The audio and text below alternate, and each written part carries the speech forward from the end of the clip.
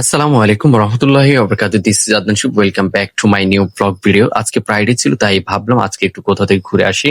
কারণ ঘুরেফেরা করলে আমার কাছে একটু বেশি মনটা বেশি ভালোই লাগে।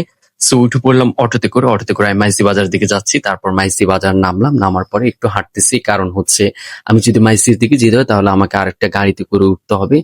উঠার পর আমি তারপর মাইজদি যেতে পারবো। সো একটু হাঁটতেছি। আর আজকের ওয়েদারটা দেখছি, ওয়েদারটা আমার কাছে দেখতে অনেকটা বেশ চমৎকার লেগেছে, বিকজ একটু নীল আকাশ ছিল, বেশ চমৎকার লেগেছিল। তারপর আমি আরেকটা গাড়িতে করে উঠলাম। উঠার পরে আমি আস্তে আস্তে করে মাইজদির দিকে চলে যাচ্ছি এবং পরিবেশটা আমার কাছে বেশ ভালোই লাগে। মাইজদি আসার একটাই রিজন, আমি চাইলে অন্য জায়গার মধ্যেও যেতে পারতাম, কিন্তু মাইজদি আসছি বিকজ আমার কাছে মাইজদি অনেক ভালো লাগে। তারপর আমি আসলাম নোয়াখালী সুপার মার্কেটের সামনে। আমি মাইজদি আসছি কিন্তু সুপার মার্কেটে ঢুকি না, এমনটা হতেই পারে না। তারপরে সুপার মার্কেটের ভিতরে ঢুকে পড়লাম। ঢুকার পরে দেখছি আল্লাহ, এত মানুষ, যেটা বলার বাইরে। তারপর আমি আস্তে আস্তে করে হাঁটতে লাগলাম। হাঁটার পরে আমি চলে আসলাম এসকেলেটর তথা সিঁড়ি লিফটের সামনে। তারপরে সিঁড়ি লিফটের মধ্যে উঠলাম। উঠার পরে সিঁড়ি লিফটে করে আমি চলে যাচ্ছি ২ তলার দিকে।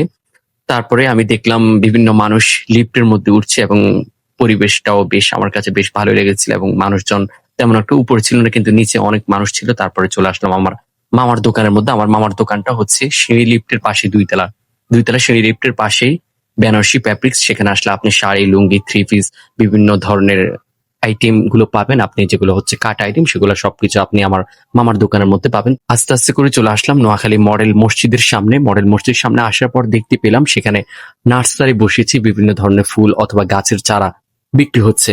কারণ আমার কাছে ফুল এবং গাছের চারা এগুলো দেখতে ভালোই লাগে। আমি দেখলাম বিভিন্ন ধরনের মানুষ এসেছে সেখানে এবং বাচ্চারা এসে ফটো শুট করছে এবং ভিডিও করছে এবং মানুষ এসে ফুলগুলো দেখছে। তারপর হচ্ছে, যদি আমি ফুলের নাম তেমন একটা জানি না, কিন্তু আমার কাছে দেখতে বেশ ভালোই লাগে। এবং আমি যখন ভিডিও করেছিলাম তখন দেখলাম ভিডিওর মধ্যে ফুলের কালার এবং আজকের ওয়েদার যেটা ছিল সেটা অস্থির এসেছিল, অসম্ভব সুন্দর ছিল। তারপরে ফুলের সাথে একটু ভিডিও করলাম। আজকের ওয়েদারের সাথে ফুলগুলো একদম একেবারে পারফেক্টলি ম্যাচিং হয়েছিল, খুব দেখতে চমৎকার লেগেছিল। তারপর আস্তে করে ঢুকে পড়লাম পার্কের মধ্যে। আসলে পার্কের মধ্যে আমি তেমন একটা ঢুকি না, বিকজ আমি তেমন একটা পছন্দ করি না, কিন্তু ঢুকার একটা রিজন ছিল।